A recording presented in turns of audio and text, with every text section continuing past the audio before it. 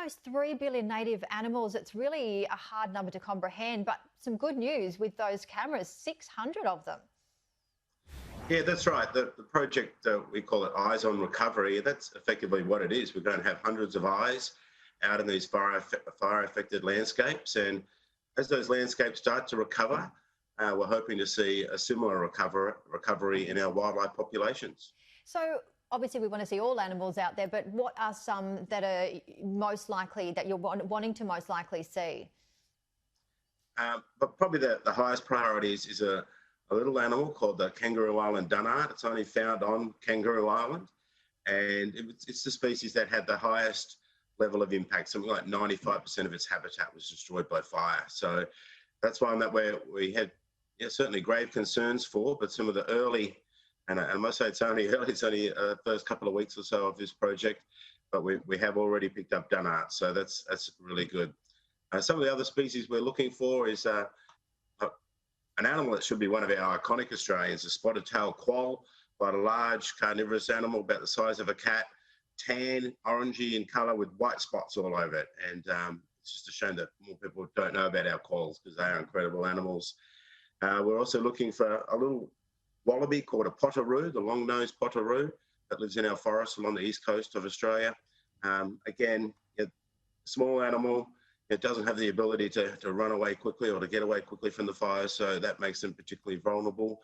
There's also a suite of native rodents, native rats and mice. They are Aussies. They've been here for thousands and thousands of years.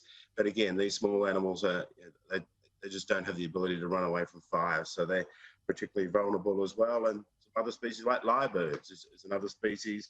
They are an iconic Australian, but they're a ground-dwelling bird. They don't fly very well, and they're prone to be being caught up in these fires.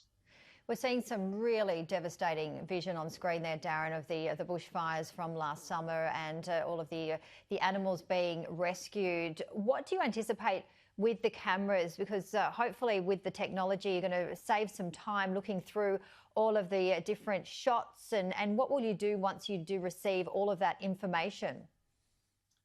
There's a couple of things that will come out of this project. The first one is what wildlife is still in these fire-affected areas, or what populations are starting to recover as these ecosystems recover around them. And there's some that we're hoping to see, but this project is a bit like a mystery thriller. We don't know who's going to turn up. There may be some species that we're expecting that we don't see, which will be that won't be good news at all. And of course, like all thrillers, there will be some villains as well, and we have already on Kangaroo Island picked up feral cats on our cameras. So there's the good guys like the dunnarts, but there's also the villains with the feral cats. And how once we have a good and then once we have an idea of how wildlife is recovering, there's a range of different activities that we can do. So next time we have fires like this to help save protect those animals that have incredibly survived the fires. But it's not over. After a fire, there's no shelter, there's no food. So what are the things that we can do to help these plucky survivors who manage to avoid the flames or get away from the flames, but are now facing this crisis situation of having no shelter, no cover, and no food? So are there things that we can do? Is it supplementary feeding? Is it putting structures into these landscapes so these small animals can hide? So the immediate part of the project to see who's out there, who's still remaining, but also the longer-term management response for the fires of the future. And Darren, lastly, unfortunately, we are running out of time, but how can the public help? Well, there's one important thing that the public can do. We, in partnership with Google and the power and the technology they have, they're setting up an artificial intelligence system that will be able to analyse all our images, and we will have hundreds of thousands of images coming from these cameras, which normally would take us months and months and months to go through. The system that Google is developing will allow that to happen almost instantaneously, which will save lots and lots of time.